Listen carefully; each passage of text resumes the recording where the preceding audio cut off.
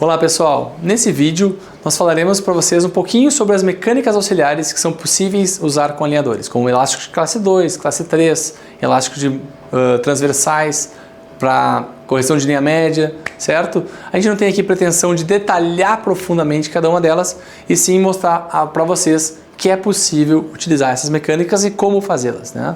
Os elásticos sagitais, como a gente utiliza na ortodontia fixa, para classe 2 ou classe 3, também podem ser usados com alinhadores. E os mesmos efeitos colaterais que a gente tem com esse tipo de elástico na mecânica fixa, a gente pode ter também com alinhadores. Por exemplo, aqui um elástico de classe 2 simulado, foi planejado, por exemplo, um corte aqui na região de canino, né? E a gente tem um outro botão ou corte na região de molar. O que a gente vai ter aqui?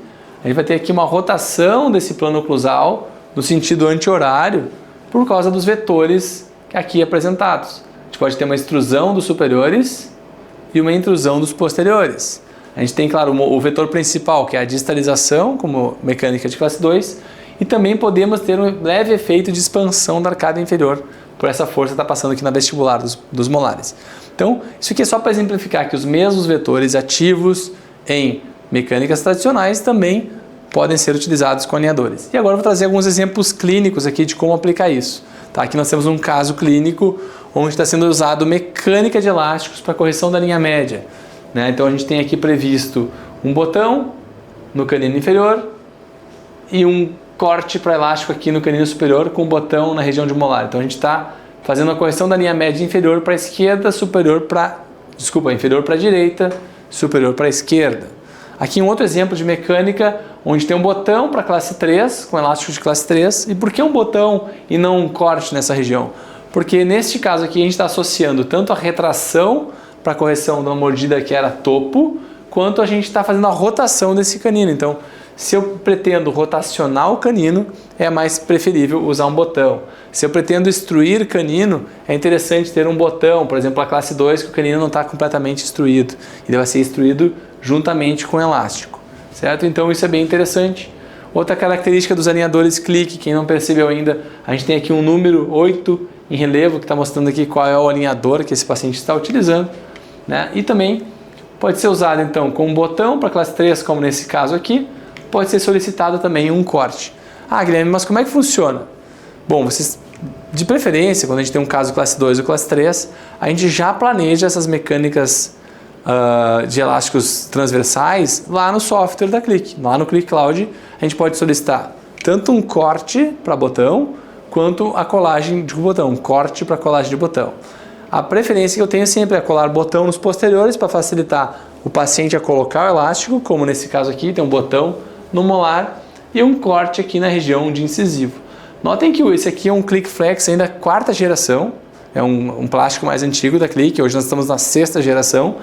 A sexta geração, o plástico ele é contornado e vocês vão ver agora no próximo slide como ele é mais confortável para o paciente e também é mais fácil para o paciente encaixar o elástico nesse ganchinho, porque a gente não tem mais aquela linha de corte reta aqui que pode ficar pontiaguda no lábio do paciente.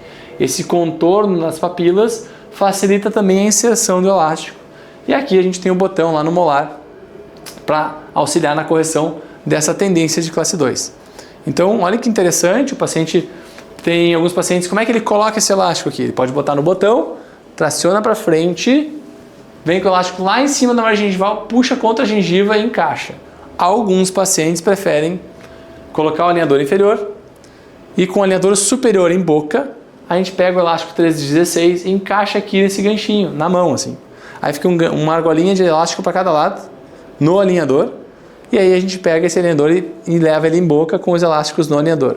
Aí ele vai encaixar, vai pressionar o elástico aqui nesse cantinho, ele vai ficar aqui, ó, não vai escapar. E aí depois disso o paciente com ele na mão, ele puxa até o botão e solta. Esse é o jeito mais prático e fácil para o paciente.